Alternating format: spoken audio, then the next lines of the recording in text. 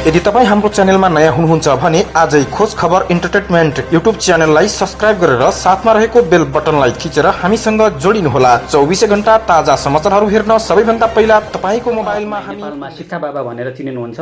उहाँसँग आज जम्का भेट भएको थियो र यसै क्रममा आज हामी उहाँसँग केही कुराकानी गर्नको लागि आज हामीले उहाँलाई सुर्खेत न्युज 24 को स्टुडियो निम्ति आएका छौँ।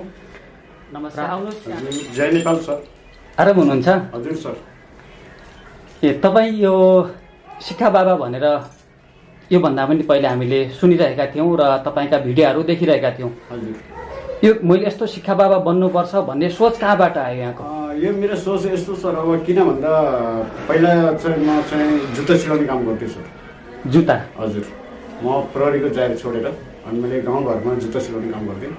मैले पहिला प्रहरीमा पनि मैले जुत्तै सिलाउने काम गरेको हो र अनि त्यसपछि मैले गाउँघरमा जुत्ता सिलाउँदा अनि मैले चाहिँ किन भन्दा मेरो घर जग्गा केही पनि थिएन र मेरो दाजुभाइसँग त्यति मिलाप पनि थिएन। त्यतिखेर मेरो आमा बित्नुभएको थियो होइन, र चाहिँ मलाई अब पकाएर खाना दिने मान्छे पनि थिएन।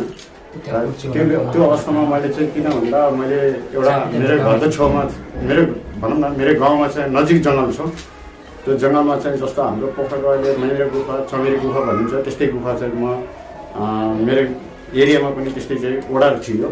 अनि त्यो ओडारमा चाहिँ म बस्ने गरेँ र त्यो ओडारमा बसेपछि दिनभरिमा चाहिँ गाउँमा स्कुलको चाहिँ विद्यार्थीको जुत्ता सिलाउने र बेलुका आएर म ओडारमा बसेर मैले खाना पकाउने, आफैले दाउरा खोजेर ल्याएर आफैले खाना पकाउँथेँ र मैले चाहिँ ओडारमा खाएर म ओडारमै सुत्ने गर्थेँ।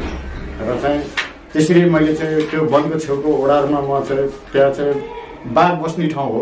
र त्यो त्यसरी ओडारमा जब तपाईँ प्रहरीको जागिरमा हुँदाखेरि गर्नुभयो या पछि त्यो जागिर छोडिसकेपछि गर्नु? जागिर छोडिसकेपछि।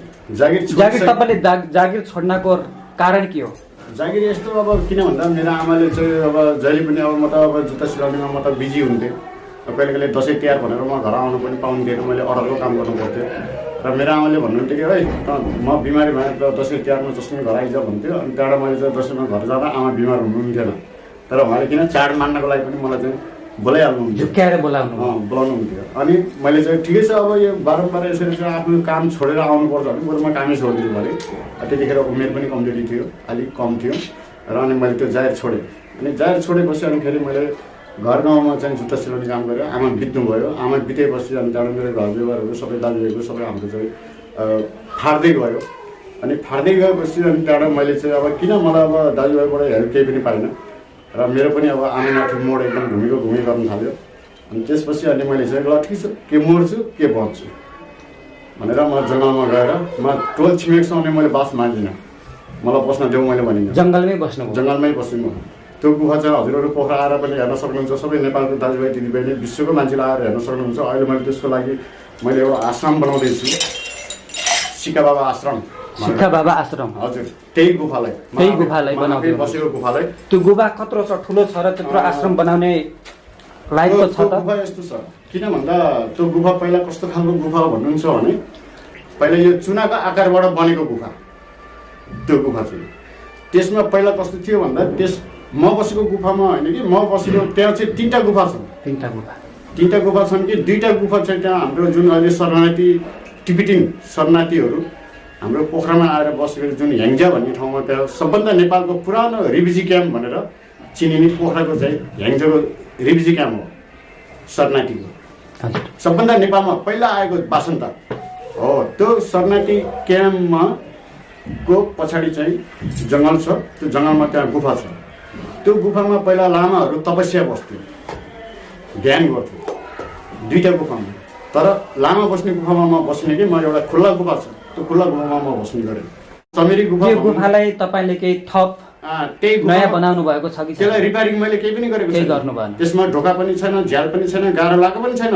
त्यो चाहिँ एउटा यो हाम्रो यो अहिले अफिस जस्तै एउटा राउन्ड त्यसको कोठा छ, तर जमिनमा माटो हो, तर माथि पुरै पत्थर हो, चुना पत्थर हो र त्यसमा पानी पनि चुहुँदैन र जमिनमा चिसो पनि हुँदैन, एकदम ओभानो छ।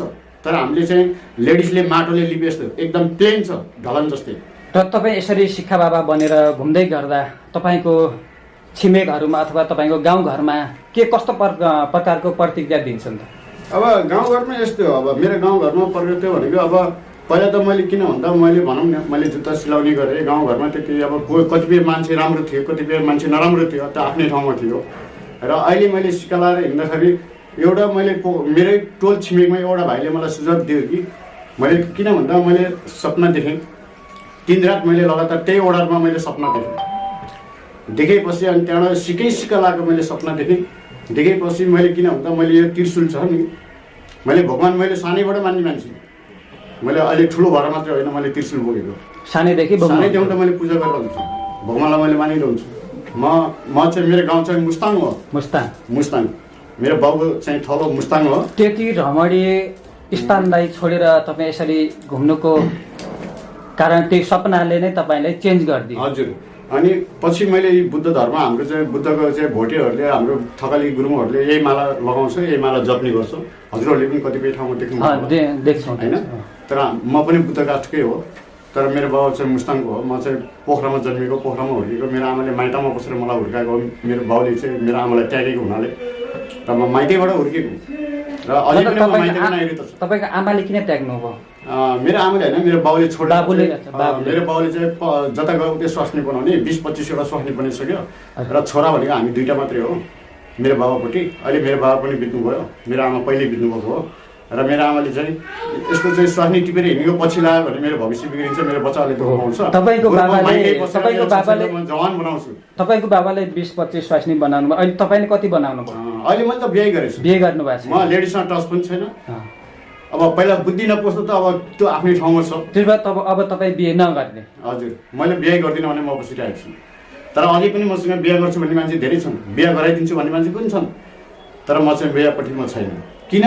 म आफ्नो अभियान आफ्नो सोचाइलाई म त्याग्न चाहन्छु तपाईँको सोच के छ मेरो सोच चाहिँ यस्तो छ मेरो सोच के भन्दा विश्वलाई चिनाउन म चाहन्छु विश्वले मलाई विश्वमा नेपाललाई चिनाउन चाहनुहुन्छ नेपाललाई म चिनाउन चाहन्छु र विश्वमा म चिनिन चाहन्छु भोलि मैले नेपालमा जति मलाई नेपाली दाजुभाइ दिदीबहिनीहरूले मलाई हेल्प गरेको छन् भने विदेशीले पनि हेल्प गर्न सक्छन् भोलि विदेशमा छिरे भने नेपाल सरकारले मलाई बाहिर पठाइदियो भने भोलि बाहिरी राष्ट्रहरूले मलाई डोनेसन हेल्प गरेको पैसा भोलि नेपालकै चाहिँ यो अपाङ्ग लङ्गाडा अन्धो होइन कतिपय चाहिँ अब भनौँ न बसोबासै नभएका कतिपय पढ्न नपाएका यिनको लागि म त बजेट रकम बाहिर राष्ट्रले दिएको सहयोग रकममा यिनलाई सहयोग गर्न सक्छु सहयोग गरौँला भन्ने मेरो सोचाइ थियो कि तर मैले अहिले पासपोर्ट बनेको मेरो 1 वर्ष नाग्न लागिसक्यो तर अहिलेसम्म कुनै सरकारले मलाई एउटा भिसा दिन सकेको छैन सरकारले कुनै पनि देशको भिसा दिन सकेन दिन सकेको छैन किन दिएन तपाईँले बुझ्नु भयो या भएन अब त्यो मलाई यस्तो छ किन भन्दा उनीहरूले चाहिँ मलाई भिसा किन दिएनन् भन्दा म आखिर म गरिब र आखिर म पावरवाला परिन आखिर मेरो दाजुभाइले मलाई हेल्थ सहारा दिएन र यो जब केही रहन्छ भन्ने सोचाइमा गएका हुन् कि यसलाई बाहिर पठायो भने यो बाहिर यो पैसा वहीँ बस्छ देशकै बेइज्जत पो गर्छ कि भन्ने सोच पनि गयो होला यो पैसा वहीँ राख्छ यो उतै बस्छ नेपाल आउँदैन यसलाई पठाएर के काम भन्ने सोचाइ पनि उहाँहरूको हुन पनि सक्छ त्यो आफ्नै ठाउँमा छ आफ्नो आफ्नो मोड आफ्नो अहिले तपाईँको शरीरभरि कति देशको सिक्काहरू टास्नु भएको छ यो अहिले मेरो शरीरमा चाहिँ पहिला मैले सुरुमा चाहिँ मैले स्टार्टिङ गर्ने बेलीमा मसँग जम्मा 80 देशको सिक्का थियो 80 देशको सिक्का मैले जुत्ता सिलाउँदा मैले बटुलेको हो पहिले नै बटुलिसक्नु भयो 80 देशको मैले पहिल्यै बटुलेको थिएँ र मैले जहाँ मैले धुपबत्ती पूजापाठ गर्छु त्यो ठाउँमा मेरो सिक्काहरू त्यही थियो र अनि मैले चाहिँ सपनामा 3 रात देखेपछि मैले चाहिँ धम्पुस देउराली भन्ने काशी जिल्लाको पर्यटक एरिया त्यो ठाउँमा मैले जुत्ता सिलाउने काम गर्थेँ र अनि पहिला मैले जुत्ता सिलाउन बस्दाखेरि कुनै पर्यटकले मलाई फोटो खिच्ने थिएन भने मैले सुरुमा मैले टोपीमा सिक्का टाँसेको हो स्टार्टिङ गर्ने बेलीमा अनि सुरुमा मैले चाहिँ टोपीमा सिक्का टाँच्दाखेरि जुनै पर्यटक पनि त्यो बाटो आउँदा फोटो खिच्दै भने त्यो बेलामा मलाई फोटो खिच्न थाल्यो पर्यटकले oh very nice you such repairing good भन्न थाल्यो मलाई ओके ओके भने मैले अनि भनेपछि अनि त्यसपछि मैले काम गर्दै गएँ सिक्काहरू अनि पछि मैले यसो सोचेँ कि पहिला जुत्ता सिलाउँदा मलाई फोटो खिचेन अहिले मैले टोपीमा सिक्का टाँसिसकेपछि फोटो खिच्नेको घुइँचो लाग्यो र अहिले कतिको खिच्दैछन् त हजुर अहिले कतिको खिच्छन् तपाईँसँग अहिले त मसँग त सेल्फी खिच्ने र चाहिँ फोटो खिच्ने हजुरको अन्तर्वार्ताले पनि धेरै छन् मलाई नेपालमा गिन्नै नसकिने हजुर धेरै छन् म बोलेर पनि साध्यै हुँदैन कोहीले कोही क्वेसन सोध्छ कोहीले केही क्वेसन सोध्छ कोहीले केही क्वेसन सोध्छ क्वेसनले मलाई खाना पनि रुच्दैन राति निद्रा पनि लाग्दैन र अहिले जुन तपाईँले शरीरमा हाम्रो सिक्काहरू टाँस्नु भएको छ त्यो 206वटा देशको सिक्काहरू तपाईँ सबै देशको नामहरू थाहा छ त्यो त म त पढेको छैन हेर्नुहोस्। पढ्नु भएको इङ्ग्लिस पढेको भएदेखि मैले सबै कन्ट्रीको चिन्न सक्थेँ होला बाई चान्स। तर म चाहिँ आफ्नो नाम पनि लेख्न सक्दिनँ इङ्ग्लिसबाट। तर म इङ्ग्लिस खर्र बोल्छु। एउटा उखान छ नि त भने पोखराको त भैँसीले पनि इङ्ग्लिस बोल्छ भन्छन् है। हजुर। तर त्यही भएर पनि हुनसक्छ है प्रभाव परेको तपाईँ पोखरामै बस्दै गर्दा। हजुर। तर किन भन्दा मैले चाहिँ अनि पर्यटक एरियामा मैले जुत्ता सिलाउन बसेँ। जस्तो कुहिरेहरूसँग hi brother you shoes repairing yes how money price oh full round repairing no no no half just repairing oh 100 rupees 100 rupees okay thank you. अनि मैले रिपेयरिङ गरिदिइसकेँ। उसले मलाई 100 रुपियाँ दियो। मैले किनभने आधी जुत्ता खुटेको मैले 100 रुपियाँ लिन्थेँ पर्यटकसँग। जस्तो मैले नेपालीलाई जुत्ता मैले एक जोर जुत्ता राउन्ड खुटेँ भने मैले चाहिँ 80 90 100 यस्तो लिन्थेँ। किन तपाईँ नेपालीहरूलाई कम लिने त्यसरी टुरिस्टहरूलाई बढी किन लिनुभएको? यस्तो हुन्छ किन भन्दा उनीहरूको चाहिँ ट्रेकिङ बुट हुन्छ। उनीहरूको एकदम हट हुन्छ खर्चिलो धेरै अनि मेहनत धेरै लाग्ने भएकोले त्यसले मेरो सियो भाँच्यो भने भोलि मलाई सियोको समस्या पर्न सक्छ। किन भन्दा मैले एउटा सियो मेरो भाँचियो भने म 3 दिन त्यो सियोको लागि 3 दिन मैले जब नगरी बस्नुपर्छ। त्यसको कारणले मैले किन भन्दा उनीहरूको सारो चिजलाई मैले सिलाउनु पऱ्यो भने 10-20 रुपियाँ मेरो अलिकति प्राइस बढी लिन्थेँ। यानि कि त्यसको जुत्ताको क्वालिटी हेरेर सारो नरम त्यो हेरेर लिनुहुन्छ। छिटो र चाहिँ ढिलोको लागि समय लिन्छ नि त त्यसले। जस्तो मैले 2 जोर जुत्ता सिलाउनु छ भने त्यो 1 जोरले मलाई 2 जोरको ग्याप खाएको हुन्छ होइन। जस्तो मैले 200 कमाउँथेँ भने त्यो 100ले मेरो 200 मा 100 माइनस हुन्छ भनेदेखि बरु चाहिँ मैले 200 लिएँ भने 1 जोरले ठिकै छ। 2 जोरको काम त यसैमा लिन्छु। साह्रो पनि छ गाह्रो पनि छ। र त्यतिखेर तपाईँले प्रहरीको जुत्ताहरू सिलाउँदै गर्दा त्यतिखेरका कोही चिनेका प्रहरीहरूले अहिले साथीहरूसँग भेट हुन्छ कि हुँदैन? हुन्छ मेरो। के उहाँहरूले के भन्नुहुन्छ? उहाँले केही भन्नुहुन्न। उहाँले चाहिँ के सोच्नुहुन्छ भने ठिक छ तैँले अहिले जेस राम्रो नेपाललाई चिनाइस् आफू पनि चिनिस् होइन। जेस नेपालमा अहिलेसम्म चाहिँ यत्र हो कतिपय एम्बेसीमा चाहिँ विदेशका कोइन कति थिए होला कति पैसा ड्रग्सिङमा हालेर मान्छेले कहाँ फाले कहाँ लए होइन। तैँले त सम्हालेर तैँले त देशलाई चिनाइस् नि। तर देश र विदेशमा हामीले पनि धेरै प्रकारका बाबाहरू देख्यौँ तर यस्तो शिक्षा बाबा भनेर अहिलेसम्म देखेका थिएनौँ। फर्स्ट पटक हामीले नेपालमा एउटा नेपाली देख्दैछौँ शिक्षा बाबा र त्यसै गरी आज तपाईँसँग जम्का भेट भयो हामीलाई धेरै खुसी लाग्यो र त्यसरी हामी बस्न नसकेर तपाईँसँग केही कुराकानी गर्ने प्रयास गऱ्यौँ। र अब तपाईँको विचार कहाँ छ? अहिले कुनै मेरो विचार त यस्तो छ सर। अब हजुरहरूलाई मैले सबैलाई मैले हजुरहरूलाई मात्र होइन मैले संसारलाई मैले सुझाव दिन चाहन्छु कि संसार मेरो आफ्नो सन्तान जस्तो मैले दुःख पाएँ होला जस्तो मैले सुख पाएँ होला यो संसार मरेन भनेको के हो त भन्दा पितृको हौसा बोलाको पितृको हौसाले आफ्नो सन्तान खोज्दै गएको हो। जहाँ त्यो यस धरती र आसमानमा जति राउमा त्यो जहाँ बसोस् जहाँ त्यसले आफ्नो धर्मलाई चाहिँ त्यागोस्। यो तपाईँले के लाग्छ? त्यस्तै जस्तो पितृको हौसाले कभर गर्न खोजेको। किन उसले चाहिँ आफूले जन्माएर तिनलाई चाहिँ कमाएर दुःख सुख गरेर छोडेको सम्पत्ति तिनले धान्न सक्दैनन् र त्यो सम्पत्ति बेचेर तिनले बाबाआमाको सम्पत्ति हो नि भनेर तिनले बाबाआमालाई चिन्दैनन् भने त्यसलाई छोप्ने यो अहिलेको रोग हो। र त्यस्तै भएर मानव जातिमा पनि त्यस्तै भएर अहिले तपाईँको विचारमा यो कोरोना फैलिएको हो भन्ने जस्तो लाग्छ। जस्तो राजाको सन्तान मासियो यो देश अन्धकार भयो 1 हप्ता भगी भएन नेपाल 1 हप्ता त अन्धकार भयो। तपाईँले के लाग्छ अहिले राजाको कुरा लिएर आउनुभयो है राजा ठिक थियो या अहिलेको कम्युनिस्ट सरकार ठिक छ? मलाई त राजा ठिक छ। राजा ठिक थियो किन? राजा ठिक छ। किन? राजा हुने बेलामा हामी जङ्गल गएर एउटा काठ काटम बने पनि हामीले चाहिँ एउटा काठको लागि हामीले कर तिर्न पर्ने थिएन। एउटा चाहिँ त्यहाँको गाउँको एउटा चाहिँ इन्चार्जले चाहिँ एउटा सिग्नेचर गरेर एउटा सिफारिस बनाइदिए सिद्धिन्थ्यो। अहिले त पैसा दिएर पनि एउटा रुखको पात पनि छुन नपाइने भइयो। आफ्नो घर आफैले सारेको रुख पनि आफूले काट्न नपाइने भइयो भनेपछि यसरी चाहिँ हाम्रो देशमा जनताले सुविधा पाउँदैनन्। तर यस्तै तरिकाले राजा चाहिँदैन राष्ट्रपति चाहिन्छ मन्त्रीले देश चलाउने हो भनेदेखि मन्त्री कस्ता चाहिन्छन् हाम्रो नेपालमा? इन्डियाको मोदी जस्तो मन्त्री चाहियो। 20 वर्ष नेपाल एउटाले धान्न सक्नु पर्यो र त्यसको परिवर्तन चाहिँ नयाँ ल्याउन सक्नु पर्यो। र तपाईँकै विचारमा अहिलेको प्रधानमन्त्री केपी ओलीले 3 वर्ष 2 वर्षमा 5 वर्षमा कुर्ची फेर्ने खुट्टा तानातान गर्ने तेरो टाउको तँलाई चिलायो मेरो टाउको तँलाई चिलायो भन्ने अब यो नेपालमा हुँदैन। अब जनता आत्तिसक्यो।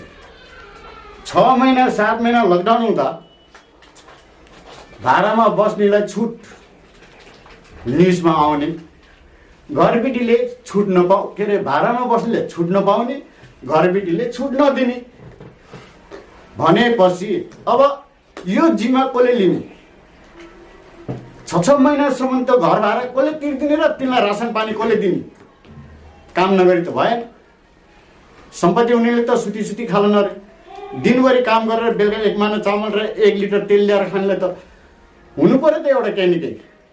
र अहिलेको सरकारले भन्यो तर कार्यान्वयन गरेनन्।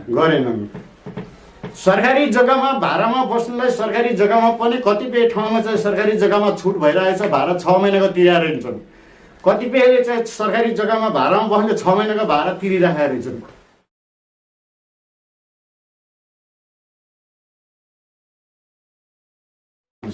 अहिले तपाईँ यसरी घुम्दै गर्दा त्यसो भए तपाईँ सरकारबाट पनि मलाई असन्तुष्टि हुनुहुन्छ? दिदीबहिनी सबैले हेल्प गरेको छ।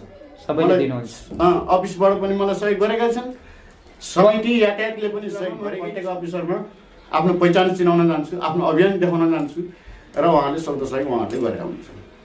र होटेलमा पनि म चाहिँ गाडीमा चढेर म हिँडेँ भने पनि गाडीवालाले फ्री समितिबाट फ्री पास दिन्छ लङ टुरको लागि।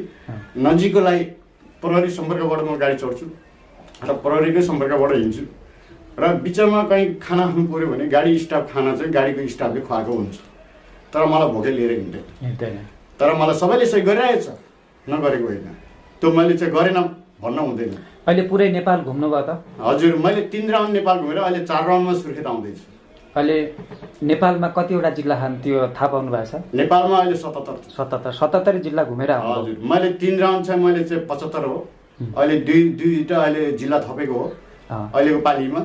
रुकुम र चाहिँ हजुरको नवलपरासी 2टा फुटालेको हो।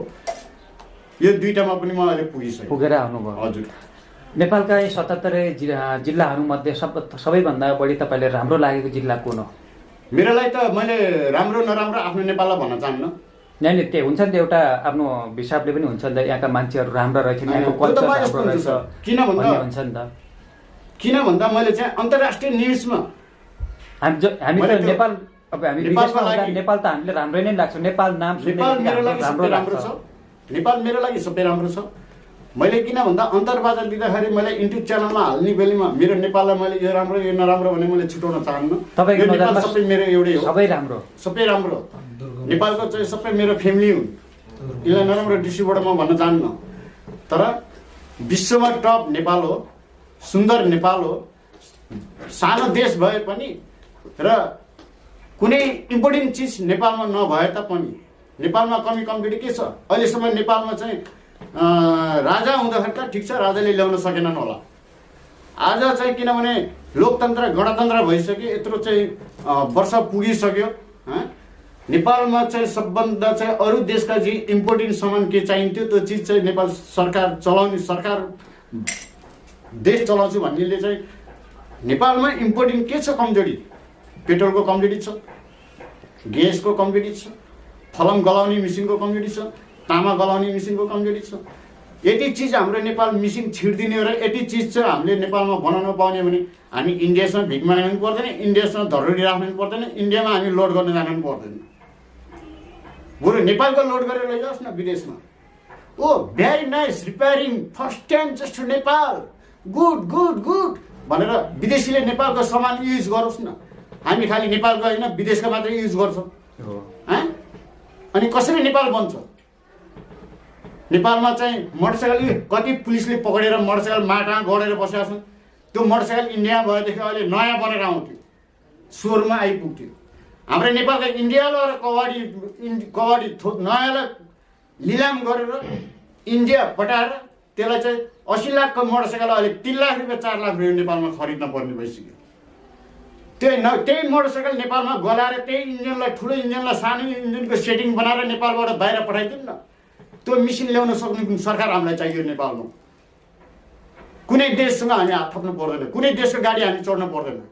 मिस्त्री छन् नेपालमा, क्यापेसिटी भएका धेरै छन्, तर समान छैन। कसरी बनाउने नेपाल? नेपालको विकास कसरी हुन्छ? नेपाल कम्प्युटर चाहिँ जनताले बनाएको होइन, सरकारले बनाएको। तर सरकार गतिले चाहियो र 20 वर्ष चुनाव लड्न नै पर्दैन, झन्डा फरफराएर हिँड्न नै पर्दैन, कहीँ चाहिँ भोट दियो भनेर हात थाप्दै हिँड्न नै पर्दैन। 20 वर्ष राम्रो काम गरेर नेपाल धानेर बनाएर छोड। त्यसलाई हामीले मान्छु कि देवीको रूप मान्छु। मरेर गए पनि उसलाई हामीले पूजा गरिरहन्छु। अहिलेको सरकारले त गरिरहेको छ त।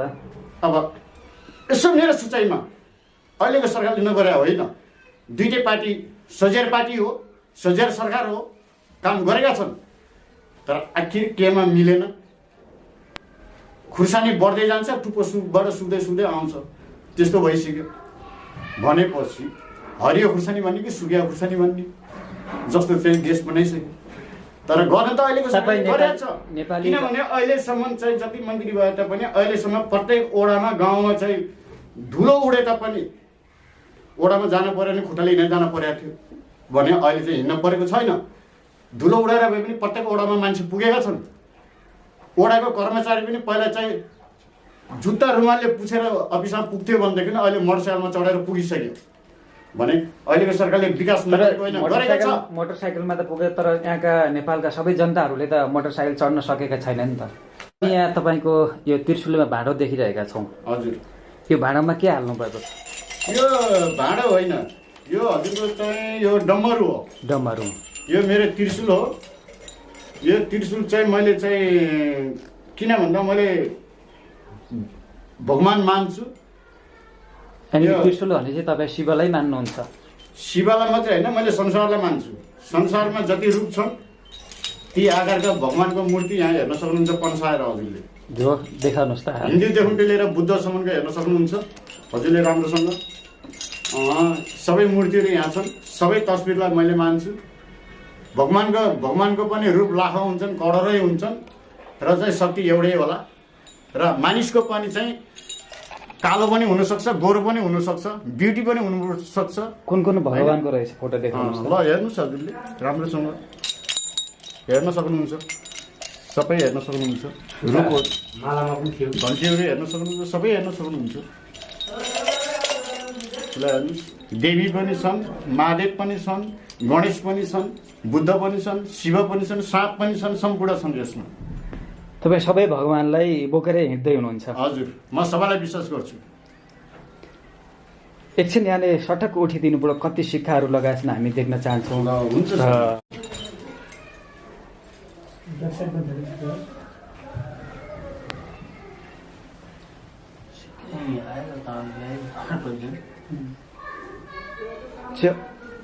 त्यो शरीरको कपडाको अगाडि पछाडि पुरै भागमा लगाउनु भयो? हजुर, अगाडि पछाडि पुरै छ। मेरो यो कपडा हजुरले नयाँ डिजाइन हो, यो हजुरले हेर्न सक्नुहुन्छ। सबै विश्वमा सबैले हेर्न सक्नुहुन्छ। विश्वमा पहिला ड्रेस यो मेरो म आफैले फिटिङ गरेको हो पहिला सुरुबाट। यो ड्रेस हजुरले हेर्न सक्नुहुन्छ।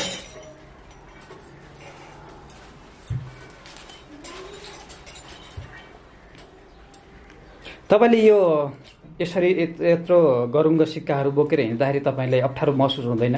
पहिला सुरुमा मलाई अप्ठ्यारो महसुस हुन्थ्यो, तर अहिले मेरो बानी परिसक्यो। मैले चाहिँ किन भन्दा अगाडि पछाडि सबै ब्यालेन्स सानो ठुलो मैले स्केल मिलाएर मैले यसलाई टाँसेको छु र त्यसले गर्दाखेरि अहिले मलाई चाहिँ बानी परिसक्यो। अहिले मलाई त्यति अप्ठ्यारो पर्दैन। तर यो मेरो ड्रेस हेर्न सक्नुहुन्छ, यो 20 पिस हो। हजुरले अगाडि पछाडि सबै हेर्न सक्नुहुन्छ। यो ड्रेस पनि आफै बनाउनु भयो? यो कटिङ गर्ने मैले हो, सिलाउन मैले अरूलाई दिन्छु। पहिला मैले सुरुमा म आफैले सिलाएको हो, र चाहिँ अगाडि तर म आफैले फिट गर्नुपर्छ।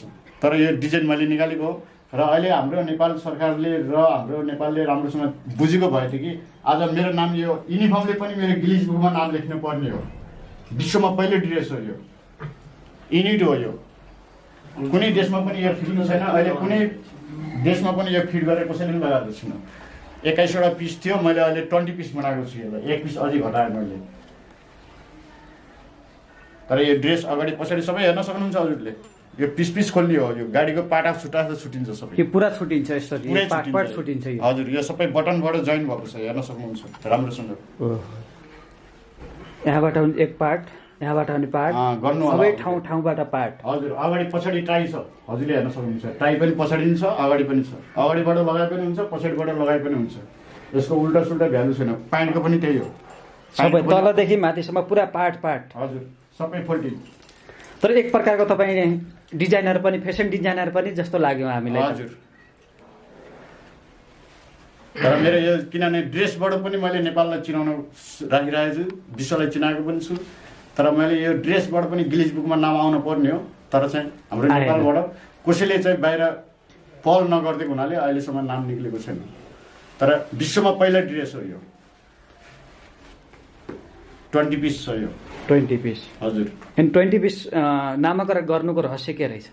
यो मैले किन भन्दा विश्वमा पहिला ड्रेस मैले फिटिङ गरेँ भने कुनै मेरो नाम अगाडि आउला कि भन्ने विषयले पनि हो। यस्तो फिट गर्ने नेपालमा रहेछ, यसरी फिट गरेर नेपाल अगाडि बढेको रहेछ भनेर नेपाललाई पनि चिनोस्, नेपालको चाहिँ यो कटिङ गरेर फिट गर्ने मान्छे पनि चिनोस् विश्वले भनेर मैले त्यसरी मैले नयाँ डिजाइन निकालेको। र अहिले त तपाईँलाई त विश्वले भनौँ अब हामी पनि बाहिर हुँदाखेरि हामीले देख्थ्यौँ शिखा बाबा भनेर, तर त्यसमा विदेशीहरूले पनि अहिले शिखा बाबा नेपालमा रहेछ है भनेर चिनिसकेका छन् त। सबैले प्रायः मलाई चिनिसकेको छ। पोखरामा चाहिँ अहिले हजुरको पर्यटक सिजन हुन्थ्यो भने, अहिले पर्यटक टन्नै पोखरामा हुन्थ्यो भने मलाई देख्ने बित्तिकै oh good friend come you, how many country going you? 200. Oh, you going 200 country? No. All the country come Nepal, Pokhara. I house just Pokhara. All the people just to come here. All the people just to give the I collection Nepal just Pokhara. 200 country come Nepal. र तिनीहरूलाई लाग्थ्यो कि 200 देशको शिक्षाहरू भन्दा तिनीलाई कि 200 देशमा घुमेर आएको रहेछ भन्ने लाग्थ्यो।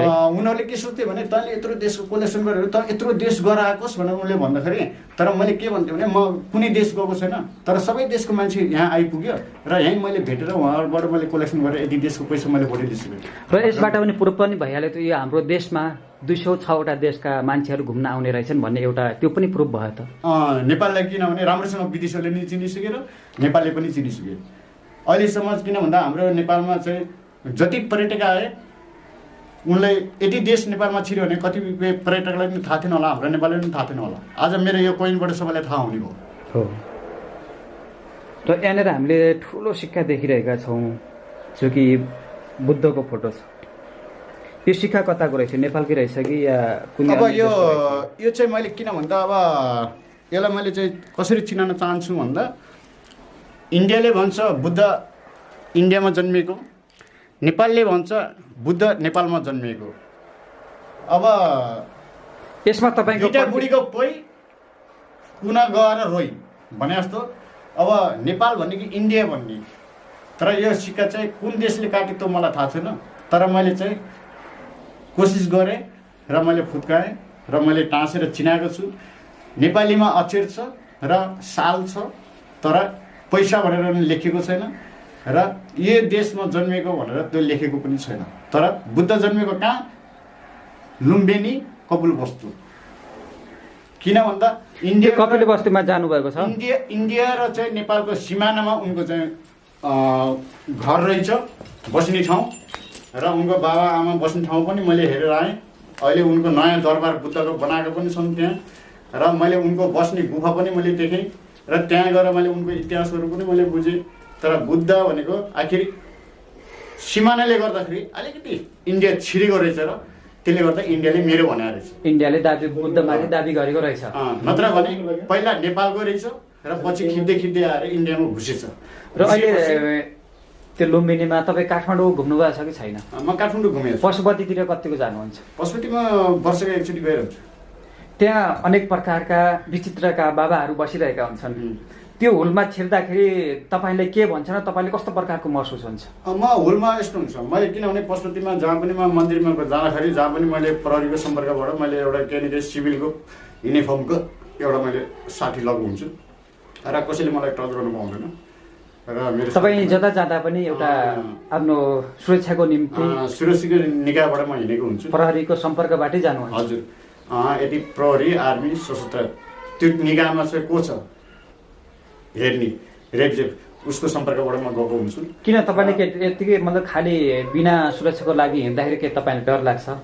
यस्तो हुन्छ, किन भन्दा अब मैले कस्तो हुन्छ भने मसँग चाहिँ अब मैले त अब एउटा म भनेको एउटा नेपालको एउटा म्युजियम पनि हो।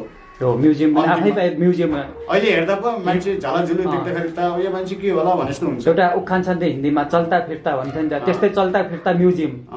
भोलि चाहिँ यो त आखिर नेपालको म्युजियम हो, यो आखिर नेपालकै सम्पत्ति हो, तर मैले बेचेर खान हामीले यसरी कुरा गर्दै गर्दा हामीले यहाँको नाम पनि सोध्न बिर्स्यौँ है। मेरो चाहिँ खास मेन घर मेरो चाहिँ काशी जिल्ला मेरो ह्याम्जामा हो। ह्याम्जामा हो।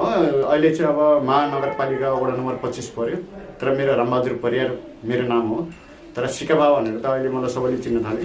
तर सिक्का बाबा भनेर चिने, तर तपाईँको यथार्थ नाम के हो चिन्न सकेन। मेरो रामबहादुर परियार हो। रामबहादुर परियार भनेपछि मलाई चाहिँ मेरो नागरिकताको पढमा नै त्यही हो, नाम मेरो त्यही नै छ। तर अहिले धेरै जसो नेपालमा चिन्ने भनेको अहिले सिक्का बाबा। सिक्का बाबा विदेशमा पनि मलाई सबैले चिन्छन्। हाम्रो नेपालको दाजुभाइ Australia, America, German, Japan, UK, Canada जहाँ छन् यिनले मेरो न्युज हेरिसकेको छन्। उनीहरू नेपालमा आएर पनि मैले चाहिँ अस्ट्रेलियामा देखेको थिएँ यार तपाईँलाई, यार सिक्का बाबा भनेर नेपाललाई चिनाएको छ यार भन्ने मान्छे पनि मैले भेटिसकेको छु। यसरी देख्दा हामीलाई पनि खुसी लाग्छ, किनकि अब केही गर्नु नसक्यो भने किनकि तपाईँले एउटा यो शिक्षाहरू गरे, शिक्षा बाबा भनेर पनि एउटा विश्वमा नेपालको नाम चिनाउनु पनि एउटा राम्रो कुरा हो, आफैमा एउटा गर्वको कुरा हो।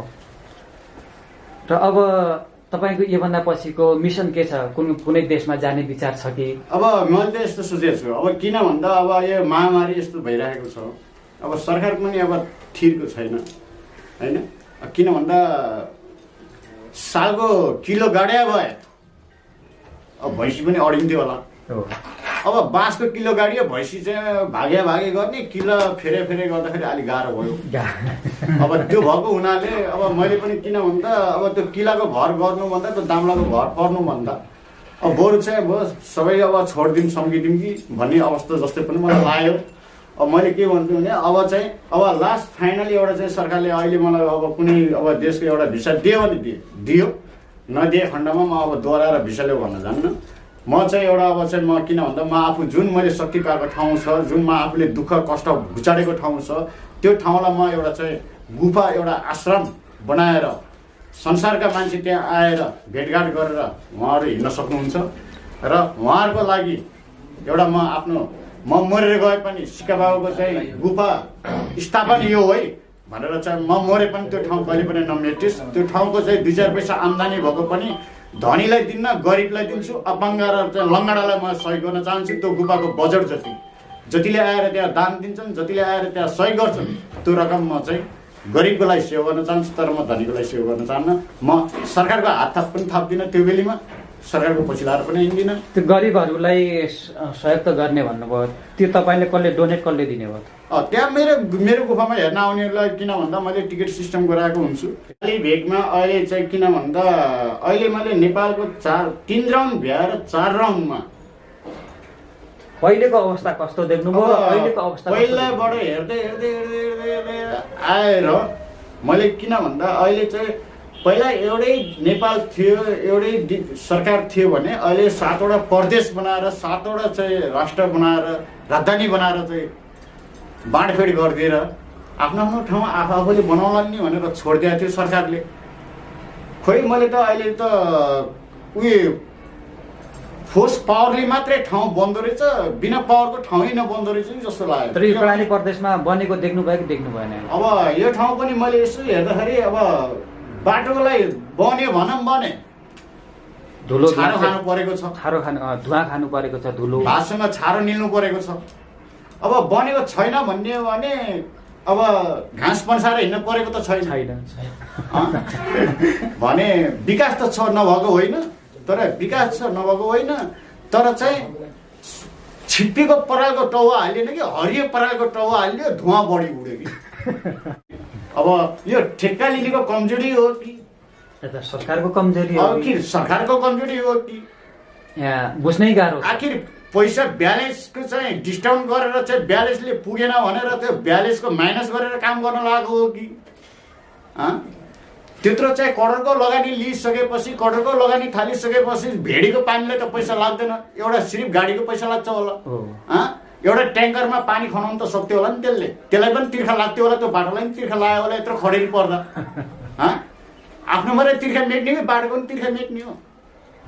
खोइ त्यो बाटोले तिर्खा मेट्न पाएको, तिर्खा मेट्न पाएको छैन भनेपछि यो माटाको र यो ढुङ्गाको पनि त्यो मान्छेलाई त सरप लाग्छ। त्यो पैसा त त्यसले पत्न पाउँदैन, पक्कै पनि पाउँदैन। 6 महिनामा त्यसले बटुल्यो भने त्यसको 3 दिनमा त्यो पैसा उडेर जान्छ। कोरोना भनेको त्यस्तै मान्छेलाई देखिने, हामी जस्तोलाई देखिँदैन। पक्कै पनि यस्ता भ्रष्टाचारीहरूलाई यहाँ शिखा बाबाको श्राप लागोस्। हामी पनि त्यही भन्न चाहन्छौँ यस्ता देशद्रोही पत्रहरूलाई। र अब यो कर्णाली प्रदेशपछि अब कुन प्रदेशतिर जाँदै हुनुहुन्छ? म अब यहाँबाट म दैलेख जाँदैछु, दैलेखबाट आछाम जाँदैछु। कर्णालीमै हुनुहुन्छ? कर्णाली प्रदेशमै आछाम जाँदैछु। म अब मुगुबाट जुम्ला, जुम्लाबाट कालीकोट उता अहिले म सुर्खेत आएको हो। अब दैलेख जाँदैछु, दैलेखबाट आछाम, आछामबाट फर्केर फेरि म जाजरकोट रुकुम जाँदैछु। त्यसपछि म पिठन जाँदैछु, पिठनबाट म रोल्पा जाँदैछु, रोल्पाबाट फेरि म फुटेको फेरि अर्को रुकुम जाँदैछु। त्यसपछि फेरि म चाहिँ कपिलवस्तु हुँदै म अर्जाखाँची, गुल्मी हुँदै पाल्पा हुँदै फेरि म चाहिँ नवलपरासी हुँदै म पूर्व जाँदैछु, पूर्व सुनसरी सिरा हुँदै। त्यस पछाडि फेरि म चाहिँ निक्लिन्छु, सिन्धुलीतिर निक्लिन्छु। फेरि आफ्नो थाप्थलो कहिले फर्किनुहुन्छ त? त्यो त मेरो फिस छैन सर। अब मलाई किन भन्दा मलाई चाहिँ आफ्नो ठाउँको भन्दा पनि मलाई यो धुलोको र यो चाहिँ पुल नभएको, मान्छेले चाहिँ सवारी साधनले सुविधा नपाएको र यही मलाई चिन्ता छ। म आफ्नै घर गएर रेस्ट गराउन भन्नु छैन। म बरु सुर्खेत 2 दिन घुम्नु थियो भने म 4 दिन घुम्छु, 2 दिन रेस्ट गर्छु, 2 दिन घुमेर चाहिँ म फर्किन्छु। नेपालको जनताको टेन्सन छ। किन भन्दा विदेशमा बस्ने कतिपयहरू चाहिँ दिदीबहिनीहरू कतिपय दुःख पाइरहेका छन्, खोइ त तिनलाई सुविधा दिएको। नेपालमा कति अपङ्ग छन्, लङ्गडा छन्। अघि देख्नुभयो हजुरले, म भेट्यो यो होटेलमा हो, 10 वर्ष उमेरमा चाहिँ बिचरा एउटा हात रहन्छ हो। जन्मिने बित्तिकै खोट उनीलाई मात्रै सेवा गर्ने होइन नि। 60 वर्ष पुगेर टाउकै छैन र त्यो मान्छे हिँड्छ भने त्यसलाई पनि टाउको जोड्ने कोसिस गर्नु पर्यो सरकारले। जोड्ने ठाउँ पाइन्छ र चाहिँ त्यो जोडेर त्यसको टाउको हेर्न चाहन्छन् भने त्यो टाउको जोडेर देखाउन सक्नु पर्यो। नेपालमा यो चाहियो मलाई। 10 वर्ष पुगिसक्यो बिचरा, अब अहिले एउटा हात नभएर एउटा काँदा मुडो उचाल्न नसक्ने क्षमता भएको मान्छेलाई 2-4 हजार दिएर चाहिँ उसको चाहिँ होइन चियापानी खर्च हुन्छ भने 2-4 हजार सरकारले हेर्नुपर्छ त। शिखा बाबासँग कुराकानीमा हामी करिब अन्त्यतिर आइसकेका छौँ। अब जाँदा जाँदै विश्वभरि छरिएर रहेका नेपालीहरूलाई के सन्देश दिन चाहनुहुन्छ? आफ्नो स्वास्थ्य, आफ्नो शरीरलाई कसरी क्लियर गर्नुपर्छ। आज टेन्सन भयो भन्ने 5 बोतल रक्सी सरेर खाएर दाल भातै नखाइकन घरमा पल्ट्यो भने त्यो पल्टीको उठ्दैन, त्यसले गरे केही देखाउन सक्दैन। बरु आफ्नो स्वास्थ्यलाई कसरी कन्ट्रोल गर्ने र आफ्नो स्वास्थ्यलाई चाहिँ कसरी हेर्ने, आफ्नो घर परिवारलाई कसरी सेवा गर्ने भन्ने पक्षमा जाने। र्याली, आन्दोलन, महामारी यताउता यो धुलो उडा चाहिँ गुडेर केही फाइदा पनि छैन। यो रोकसोक केही पनि होइन। तर चाहिँ आत्मा शुद्ध गरेर आफ्नो धर्म नछोड। अमेरिकाको अस्ट्रेलियामा कुन धर्म चलिरहेको छ त्यही धर्म मानेको हुनुपर्छ। नेपालले पनि कुन धर्म मानिराखेको थियो र अमेरिकामा गएर त्यही आफ्नो नेपालको धर्म त्यसले त्यहाँ मानेर बसेको हुनुपर्छ। त्यसलाई कोरोना लाग्दैन, नत्र भने त्यो धर्म त्यागेर बसेको छ भने त्यसलाई कोरोना लाग्छ, म ग्यारेन्टी दिन्छु। कोरोना केही पनि होइन।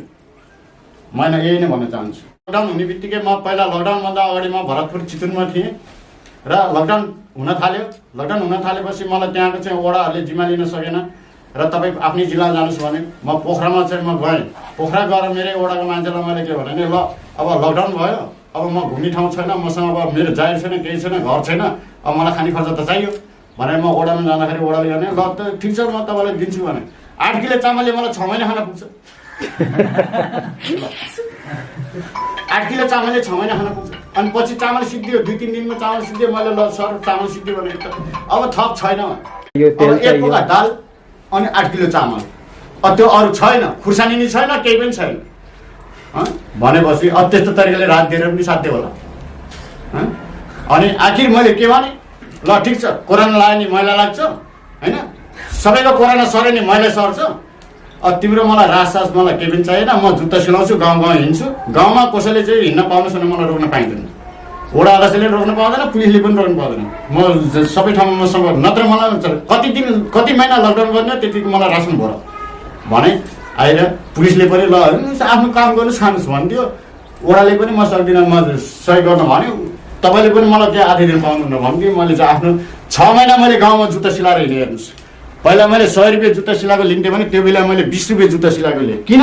आफ्नो समस्याले गर्दाखेरि। त्यसरी मैले जुत्ता सिलाएर मैले लकडाउन मैले घुचाडेँ। भनेपछि एकजना शिक्षा बाबालाई भरतपुर नगरपालिकाले व्यवस्थापन गर्न सकेन। अहिले म चाहिँ सबै जिल्लामा कस्तो छ भनेर म घुमिरहेको छु, हेरिरहेको छु। हेर्नुहोस्, भनेपछि 8 किलो चामल चाहिँ रात दिने, अनि त्यहाँबाट चाहिँ 50 किलो चामलको चाहिँ अनि खर्च चाहिँ वडामा खाएर हुन्छ, राखेर हुन्छ।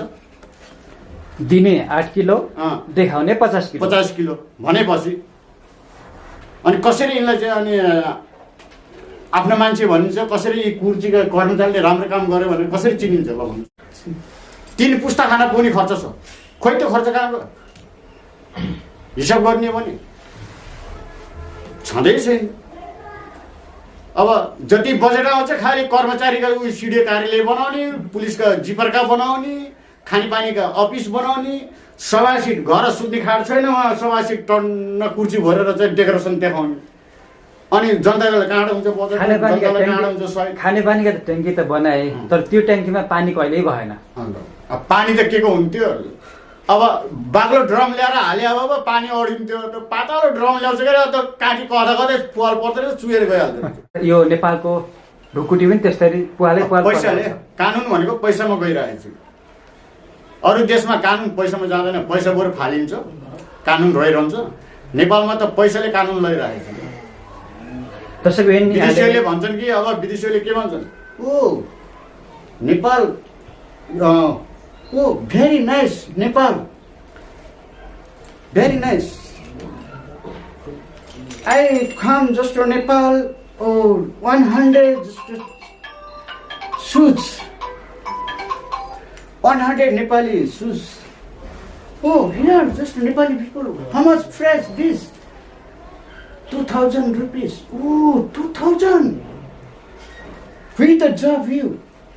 No, I know job. We the give you money, we the repairing just the suits. Oh, very nice view. भन्छ कि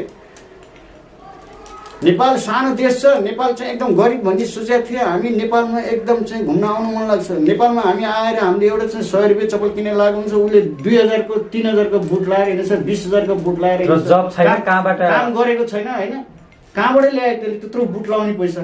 आखिर नेपाल त गरिब रहेछ, धनी रहेछ भन्छ उसले चाहिँ चप्पल लगाएर ट्रेकिङ गएको हुन्छ, हाम्रो नेपालले ट्रेकिङ सुज लगाएर ट्रेकिङ जान्छ। आखिर गरिब कहाँ छ र? नेपाल गरिब छैन, नेपाल गरिब सरकारले बनाएको। सरकारले बनायो। अब यसलाई धनी बनाउन अब तपाईँको विचारबाट के गर्नुपर्छ होला? यसलाई धनी बनाउन मैले भने नि अघि नै पहिले सुरुमा मोदी जस्तो सरकार आउनु पर्यो, मोदी जस्तो नेता चाहियो। 20 वर्ष 30 वर्ष चुनाव केही नगरिकन त्यसले 20 वर्ष कुर्सी चलाउनु पर्यो र त्यही कुर्सीबाट त जानु पर्यो र त्यसको फोटो खिचेर संसारले पूजा गरेर राख्नु पर्यो। त्यस्तो सरकार नेपालमा चाहियो। यतै झारपात सरकार चाहिँ यो हरियो हुँदा चर्न जाने, सुकेपछि चाहिँ फर्केर आउने, त्यो घाँसे नहेर्ने, बाटै नहेर्ने, त्यस्तो सरकार हामीलाई चाहियो।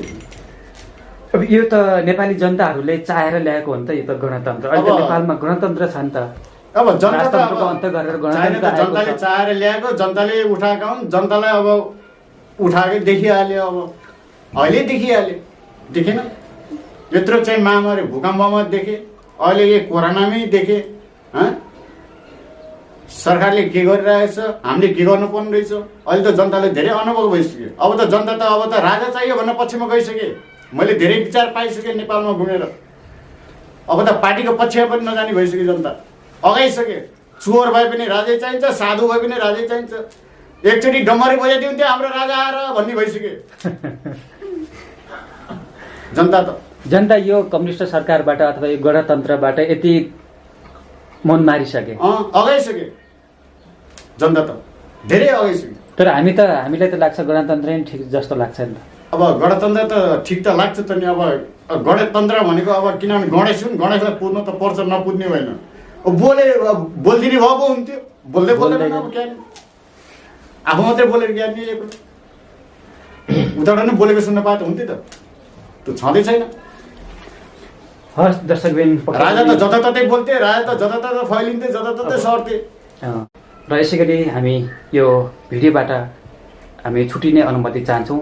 यहाँ शिक्षा बाबाले पनि हामीलाई समय दिनुभयो, त्यसको लागि यहाँलाई धन्यवाद। सँगै अब हामी यो भिडियोबाट ओजेल पर्छौँ। हस्, धन्यवाद। जय नेपाल।